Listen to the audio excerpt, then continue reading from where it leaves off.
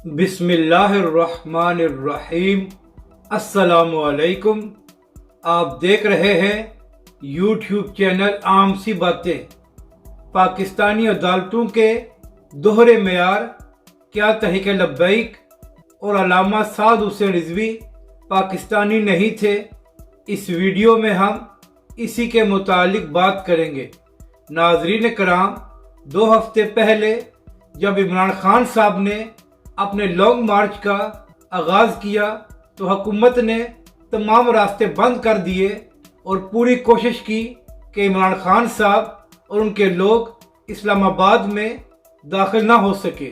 اس کے بعد عمران خان صاحب نے عدالت سے رجوع کیا اور ان سے درخواست کی کہ حکومت کو حکم دیا جائے کہ تمام راستے کھولے جائیں تاکہ پی ٹی آئی کے کارکن اسلام آباد میں داخل ہو جائیں۔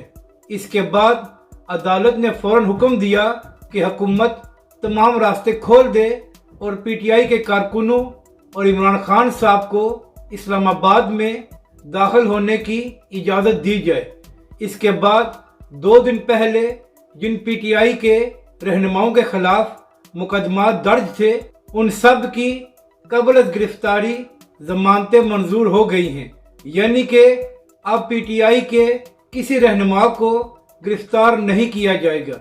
اب یہاں پر سوال یہ ہے کہ جب چند ماہ پہلے تحریک لبیک کے سربراہ علامہ سعد حسین رضوی نے صرف لانگ مارچ کا اعلان کیا تھا تو عمران خان صاحب نے ان کو گرفتار کر لیا تھا۔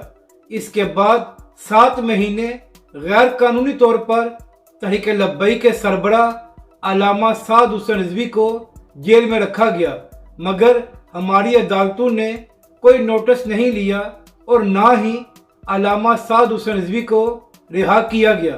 اس کے بعد جب تحریک لبیک پاکستان نے اپنے دوسرے لانگ مارچ کا اعلان کیا تو عمران خان صاحب کی حکومت نے تمام راستے بند کر دیے اور خندقیں کھود دی اور یہاں تک کہ پورا راولپنڈی اور اسلام آباد کنٹینر لگا کر سیل کر دیا، مگر ہماری عدالتوں نے کوئی حکم نہیں دیا کہ عمران خان کی حکومت راستے کھولے اور تحریک لبیک کے کارکنوں کو اسلام آباد میں آنے کی اجازت دے۔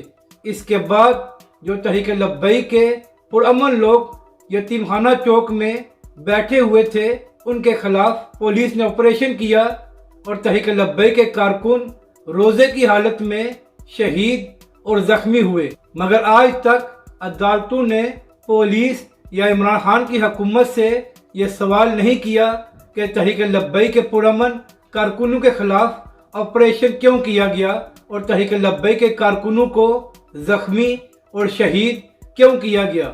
تو اس لیے میرا پاکستانی عدالتوں سے یہ سوال ہے کہ کیا تحریک لبیک، اس کے کارکن اور علامہ سعد حسین رضوی پاکستانی نہیں تھے کہ جب ان پر ظلم ہو رہا تھا تو کسی نے نوٹس نہیں لیا، اور پاکستانی عدالتوں کا ایسا دوہرا معیار کیوں ہے؟